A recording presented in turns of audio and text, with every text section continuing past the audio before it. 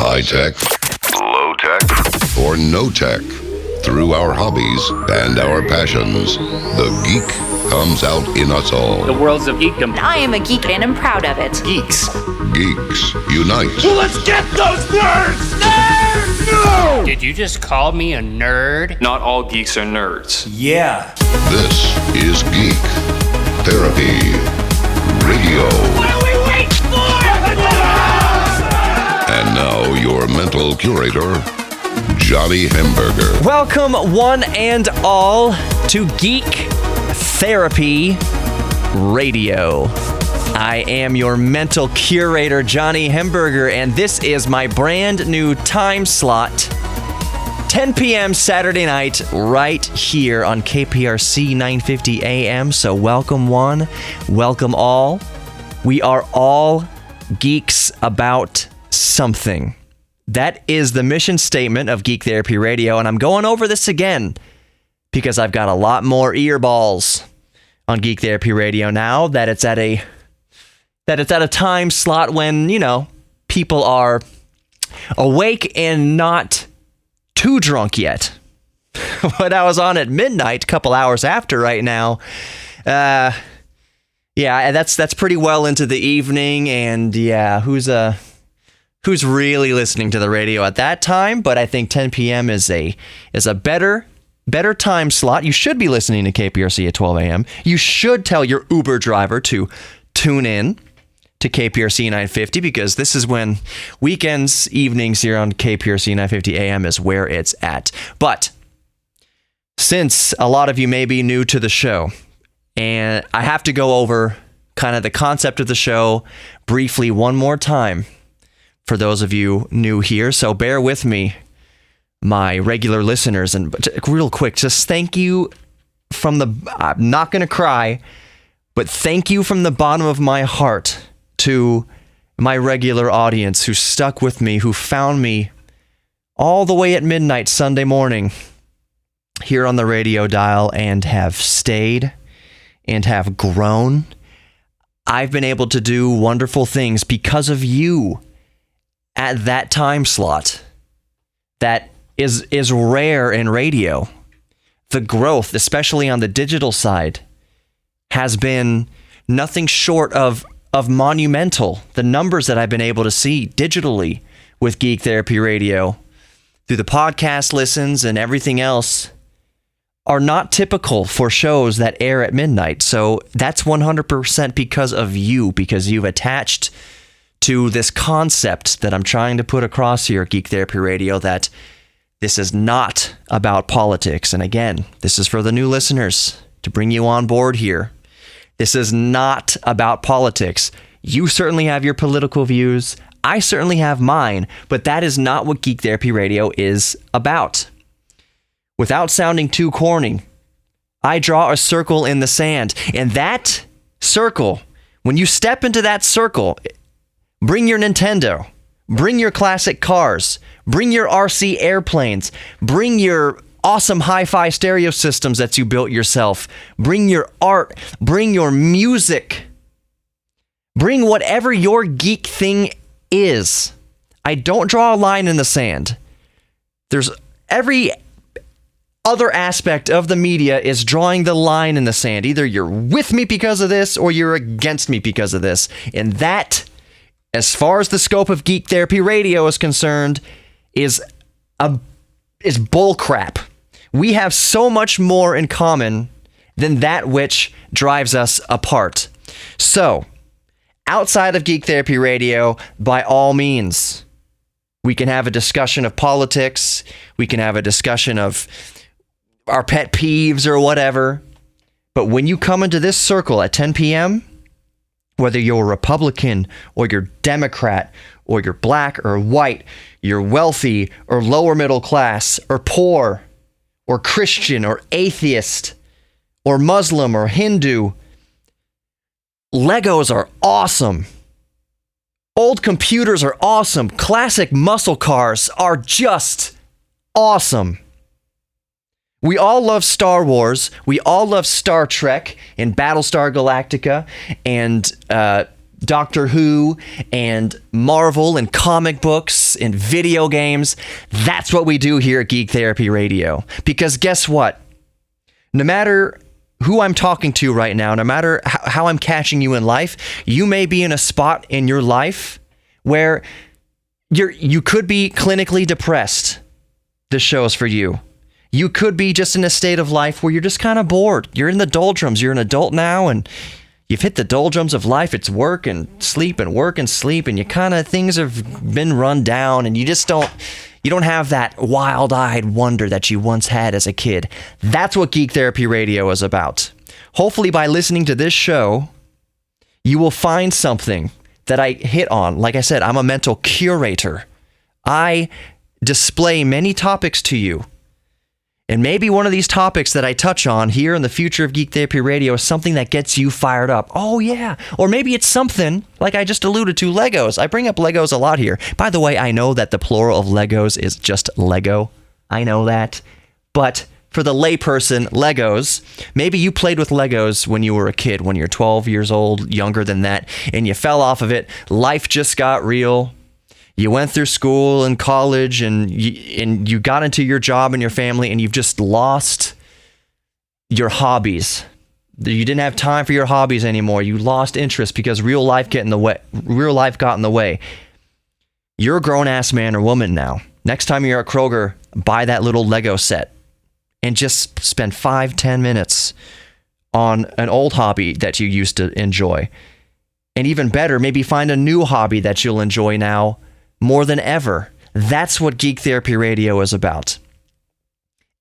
Geeks are sexy, and we're all geeks about something now. Geek is no longer a derogatory term. It's 2019. Geek culture is to be celebrated, and guess what? Even if you're a bodybuilder, that means you're a geek about fitness. Even if you're a makeup artist, you're a geek about makeup. Even if you work with stencils and paints and watercolors, you're a geek. Being a geek is a wonderful thing, so embrace it. That is what Geek Therapy Radio is all about, and I am honored, absolutely honored, to have you along for the ride. Stick around. Coming up, I talked to Aaron Dunn. He's the head honcho there at Nerd Nite. And briefly, Nerd Nite is like a TED Talk at a bar. It's awesome. Audi Central Houston and AudiCentralHouston.com. The 2019 fully electric EV Audi e-tron is here, and you can only pick it up at Audi Central Houston and AudiCentralHouston.com. They're awesome. They'll take real good care of you. More Geek Therapy Radio coming. Welcome back to Geek Therapy Radio. As always, I am your mental curator, Johnny Hemberger. And I am stoked, as I usually am here on Geek Therapy Radio, to have Mr. Aaron Dunn here on the line. Aaron, can I use your name there? Is that okay? Yeah, no problem. Aaron, I'll get it from the Aaron's mouth. What do you do with Nerd Nite? He's from Nerd Nite. What is Nerd Nite all about, and what is your function there at Nerd Nite? So, I'm one of the bosses for Houston Nerd Nite, and Nerd Nite is actually kind of an international thing at this point. And what it is the idea of, like, people want to hear about what other people are interested in. Yeah. And with any level of nerdness or any type of nerdness. So I think I'm from the scientific world, and when you talk about Nerd Nite with scientists, they tend to think about teaching people science. Mm-hmm. But I mean, when we're thinking about Nerd Nite, it's literally, I want to come to a bar and hear somebody talk about something that they just care about. And it doesn't have to be science. It can be literally anything. Right. So we just got it started in Houston, or restarted in Houston. It had there was a several-year hiatus. Wow. And I'm sort of part of the team putting it back together in Houston. But actually, there's a lot of cities around the country that have really big ones. And it's a really exciting phenomenon because, I mean, people just want to hear it. Yeah. Yeah, and I stumbled. Do you always do it at the same bar? That's a quick note for people for people who just tuned in who caught that. This happens at bars. And when I met you the other day, I said, "Oh, this is kind of like a TED Talk at a bar, except it's more awesomer because that's a technical word, because it is at a bar." And what I was just going to say, is it at the same bar? If so, where is it every night, and when does it happen? Let me do my little plug. So we got a really awesome partner with Grand Prize Bar in Montrose. Mm-hmm. And they've given us the second Saturday of every month. So we're going to do, the next one is going to be on February 9th at Grand Prize. It's upstairs, and it's free. All you got to do is be there. They're actually opening up the bar upstairs early for us, so there's drinks available. You don't have to go downstairs. It's super nice. Mm-hmm. And second Saturday of every month, we'll have 3 talks at about 6:30. Okay. So to let everyone know how I literally stumbled into Nerd Nite. Maybe not literally. I wasn't stumbling. I wasn't drunk or anything. But I happened upon Nerd Nite. Me and my fiance, we just wanted to find a new bar we hadn't been to before, just to go have a couple drinks. And we were looking specifically, for a bar with a balcony. It was kind of chilly that night, so we didn't wind up using the balcony, which is good because we wound up inside. And the bartender downstairs is like, they're setting up for something called Nerd Nite or whatever upstairs. I was like, what's Nerd Nite? He said, I don't really know. I don't know who was working the bar down there. He just said it's going to be just people talking about what they're into. And I was like, that's awesome.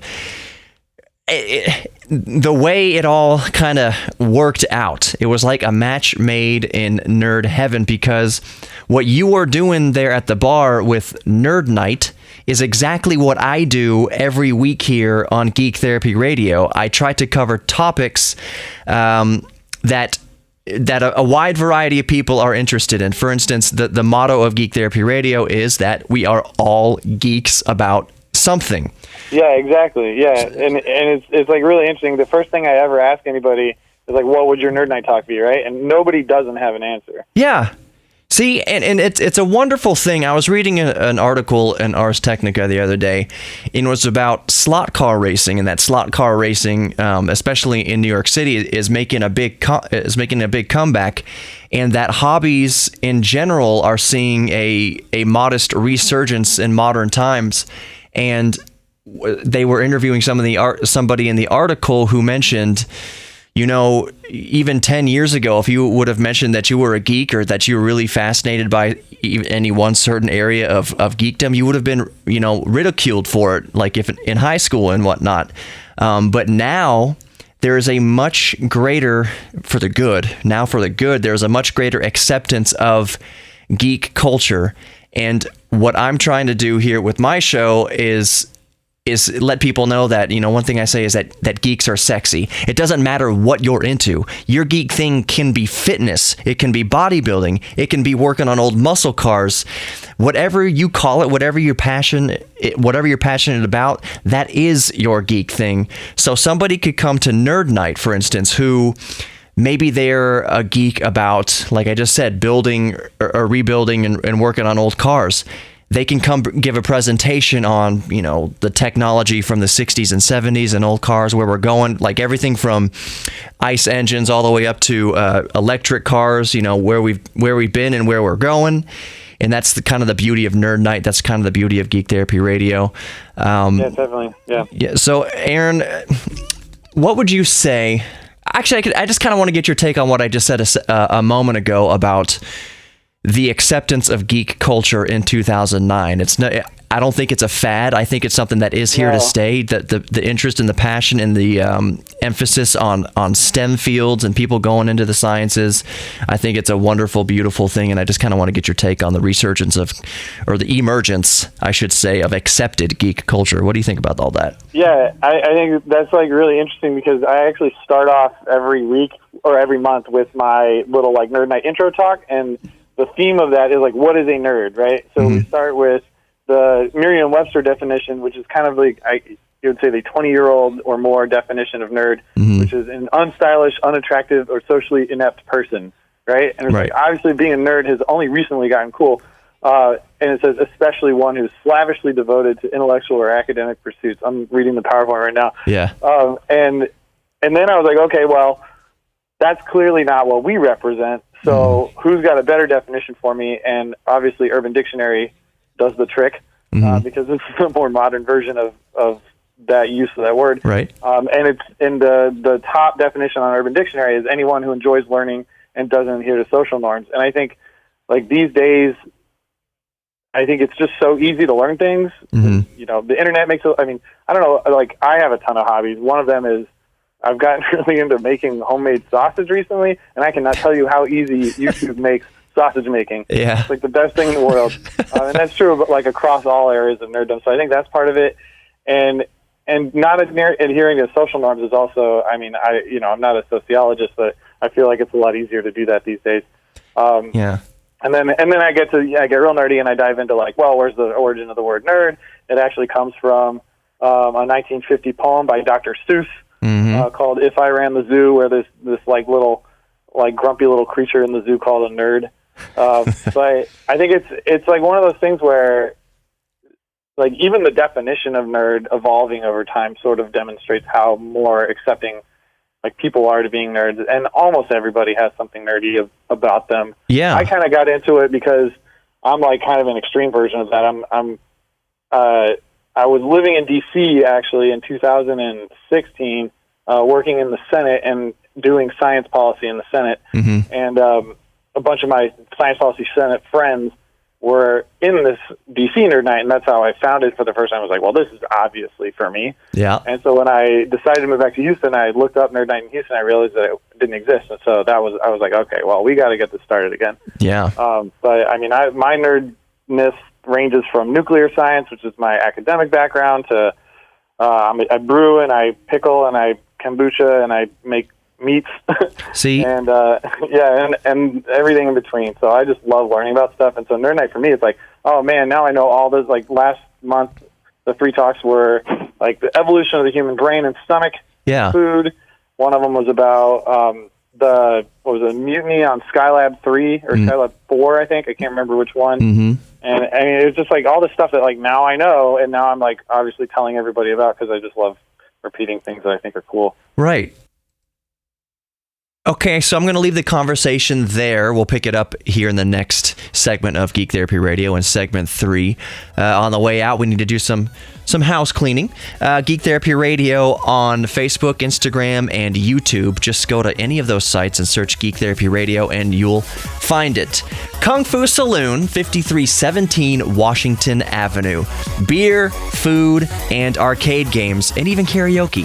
What more do you need? It is a geek stream, and since we're all geeks about something, you can find something that you love at 5317 Washington Avenue, Kung Fu Saloon. Tell them that Geek Therapy Radio sent you. All right, we'll be back. We'll continue this conversation with Aaron Dunn of Nerd Nite. Don't go anywhere.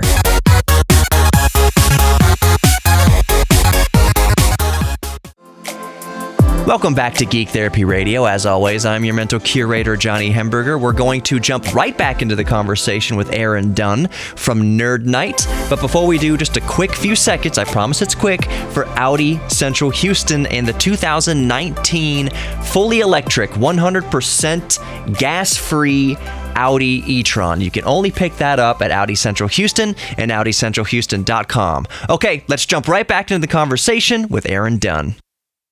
That's one of the beauties of what you're doing and what I'm doing here is someone listening to this radio show right now. Hello in your Uber there, listener. Their 9-to-5 job doesn't necessarily define who they are. In many cases, our 9-to-5 job is kind of what is able to support our true passion, our true geek thing. And one of the main things that I try to impress upon listeners and impress upon my audience and just tell people in life in general, just personally, is someone might think, oh, I'm really not into that much. You know, I'm not really a geek about anything. I just kind of go to work and pay my bills, and there's nothing really that fascinates me or anything. I don't think that's true. In those cases, I ask them, okay, go back a few years. Go back to when you were in college. Go back to when you were in high school. Go back as far as it takes to go back to remember something that you were really into. And even sometimes you can go all the way back to 7, 8, 9, 10 years old, however old, and they say, well, I used to be really into playing with Legos, or Lego, I think. I've been corrected so many times. It's Lego. Oh, really? Lego. I didn't know that. Lego is the plural of Lego. Anyway, playing with Legos. You know what I'm saying, Legos. So I say, okay, well, you were really into Legos as a kid. You're a grown-ass man or woman now. There's nothing stopping you from stopping by, next time you go to Kroger or the grocery store, wherever you're going, buying that little $7 or $8, $9, $10, because Legos can be expensive, little Lego set, and just reconnecting, pardon the fun, the pun, the fun, don't pardon the fun, pardon the pun, reconnecting with your childhood love of Legos. There's nothing wrong with a grown man or woman playing with Legos a little bit, 5-10 minutes a week, whatever, just reconnecting. Who knows what it might spark in your brain? It might spark a new hobby, rekindle an old passion, because I think hobbies are very important to a well-rounded life and happiness. And even if people are depressed, even if they're not clinically depressed, but they're just kind of going through the doldrums of life, reconnecting with a geek thing, learning about a new hobby, I think that's very important. And sometimes, that might be all we have in life at the moment. Yeah. And finding, a lot of times, and this is relevant for some of the things that go on in Nerd Nite, like you might also find a group of people that you never knew could be like your next group, your next people. Like one of the talks last month was about backgammon, and the guy who gave the talk, Ian, is a good friend of mine, and no surprises, like Ian is now in this like really tight-knit backgammon community in Houston, and he's made a lot of cool connections, and it's like, if he just kind of stumbled into backgammon, but now all of a sudden he's got, all these great friends, and he's got all these cool experiences to share. So I think it's definitely, I think it builds communities in ways that you really can't otherwise. And what's also really cool is you mentioned YouTube back a couple minutes ago. If something sparks your interest, let's say you come home from work one day or at work, you think of something very basic sparks your interest. We live in a day and age now where you have access to all of cumulative human information and history in your pocket. So if you're thinking, I'm RC airplanes kind of fascinate me, but I don't even know where to get started. It's on your hip. That's where you get started. Just Google search RC airplanes in Houston or whatever, and that's what gets you started. And there's just an infinite amount of YouTube videos and stuff on Houston. That's fine. Come on. YouTube video stuff and Google articles, all sorts of things available on the internet to get you going, and whatever. It can start as a passing hobby, but if you take that step from, well, there's probably not much about it, to, I'm just going to Google it and see what's there, you can find. It can start you down a lifelong a path, a very rewarding geek path. So that's very interesting what you said about YouTube there, because really now in 2019, sorry, the custodian came in a little bit. Oh, no problem. Really now in 2019, there's no real excuse to be ignorant about something that you have even a passing interest in. Like I said, it's all available on your hip. And if you come out to something like Nerd Nite, that's just one way that you can have something that you may not have thought about presented to you. Yeah, I think that's like really the key of what makes Nerd Nite different from just looking stuff up on YouTube. Is it's like, okay, well, I don't even know what to look up. Nerd Nite is like somebody's going to tell you something that they love, and like maybe they'll convince you that you should love it too. And if not, like you still kind of learn some random cool fact. And worst case scenario, you spend a Saturday evening at a bar. Yeah. Worst case scenario, you spend a Saturday evening at a bar, you have some good drinks, you're in good company, and you know what? You will come out of there smarter than you went in. So, there might be, for instance, a lot of people who came into Nerd Nite last time having no concept of Skylab or what that was all about in the 70s, and they might have learned something in his story that obviously they didn't know before they came in there, and that they can geek out about and say, that was really fascinating. So I am just appreciative that you and I live in a moment of history where such endeavors, such geeky endeavors and nerdly endeavors are no longer, at least to the extreme that they were, a few decades ago, looked down upon. That if you absolutely. That if you told somebody now you were into D&D, more often than not, you would get, oh, that's really cool. I heard about D&D, or tell me more about that.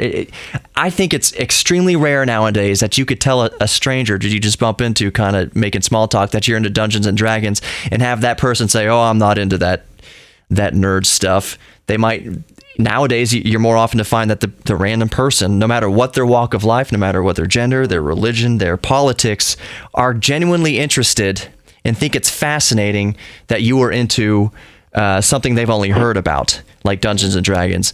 And that's another proponent to my show, is that no matter what I just said, your race, religion, your politics, I draw a circle in the sand, because the things that we have in common are our geek things, whether you're Republican or Democrat or black or white or male, female, definitely. whatever. We love Star Wars. We love Star Trek. We like Legos. We like video games. We like building computers or making sausage or pickling. What did you say you pickled? You pickled like... Man, I could go on. It's like fermentation is just the history of humanity here, so you can pickle basically anything. I'm into salsa myself, but, we should pickle meat. That's what salami is. Yeah, we should start a whole segment here next time I have you on. What can you pickle? What have you pickled? I think there's an episode of Portlandia about that. Yeah. Portlandia, that's such a great show. I forgot about Portlandia. Oh my goodness. I like that kind of, I think we'll kind of wrap it up here, but I love absurd humor. And Portlandia is kind of is a more palatable type of absurd humor, I think, but the more absurd the humor, the more it weirds other people out, is kind of like the more I just think it's hilarious. Not that it necessarily weirds people out, but just that it's absurd, and it's funny to me because it's so absurd. But anyways, Aaron, thank you for coming on Geek Therapy Radio this week. I'll see you in a week or two because you want me to say something at Nerd Nite. So you should plug yourself.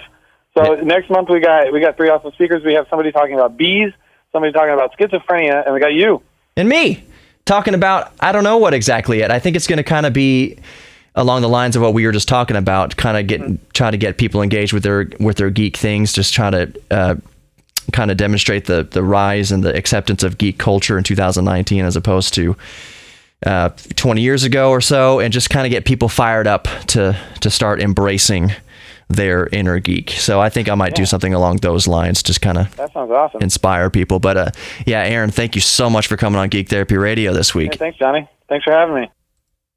So listen up, my geeks, aka everybody.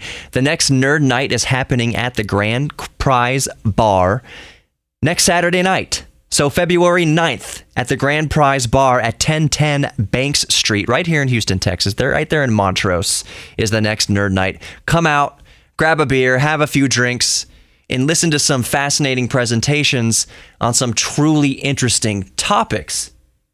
You might learn a thing or two. You might find that you're very interested in a certain topic, and it might send you down a very welcome geeky rabbit trail.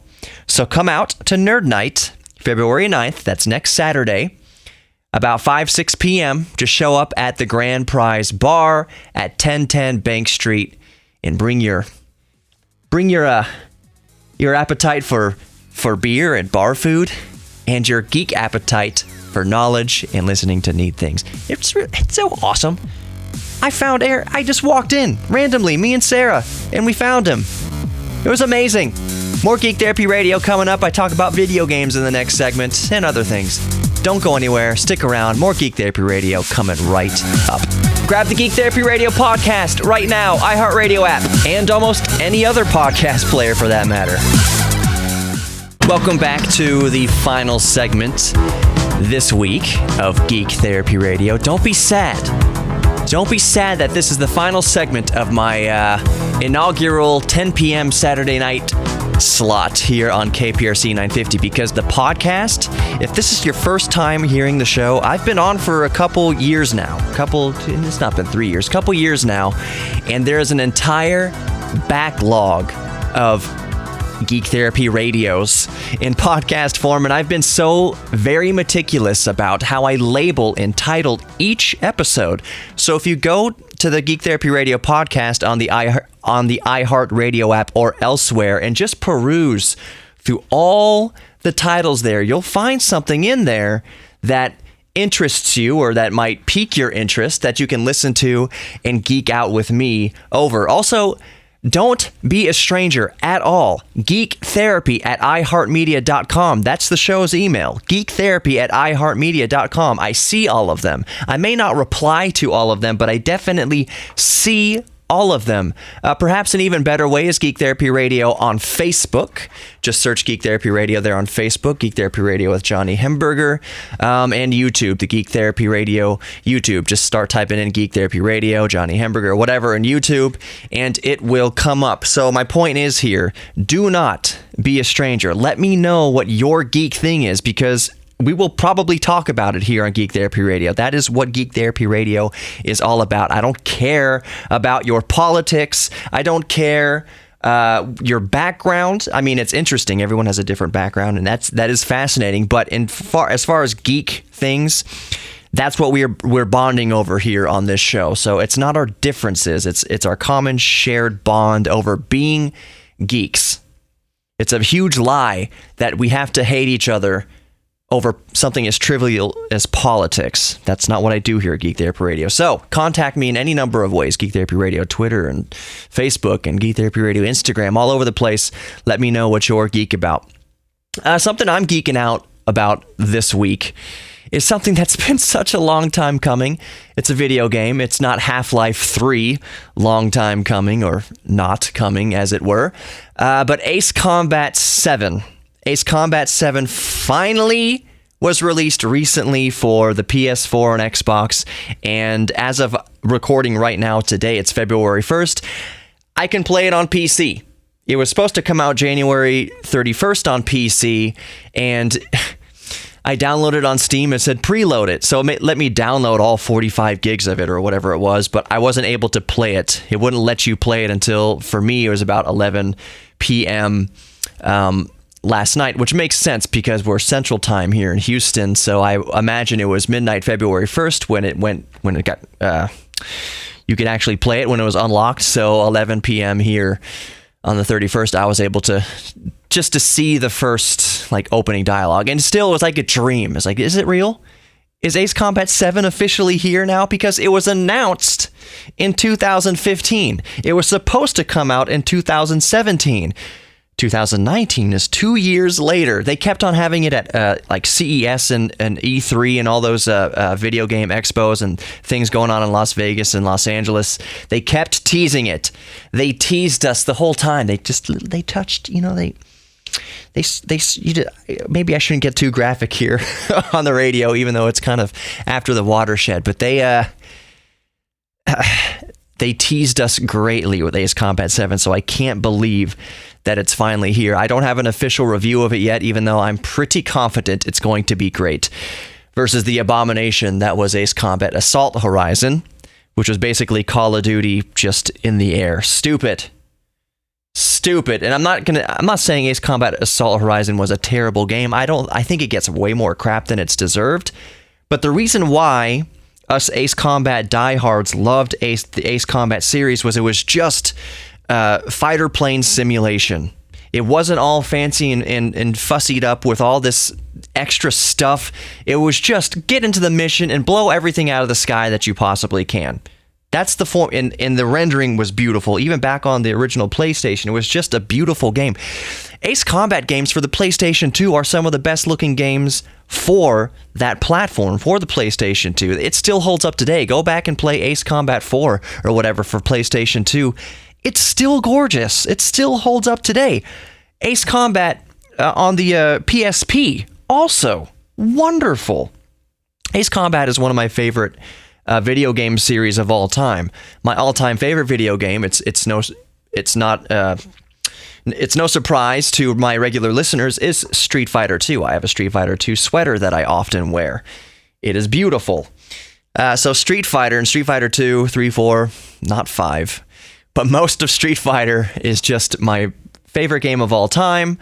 The game that I'm playing most recently right now, and most frequently, I should say, is Rocket League. And I think that Ace Combat 7, due to its glorious online multiplayer, online dogfights, is going to be the new champion of my gaming life.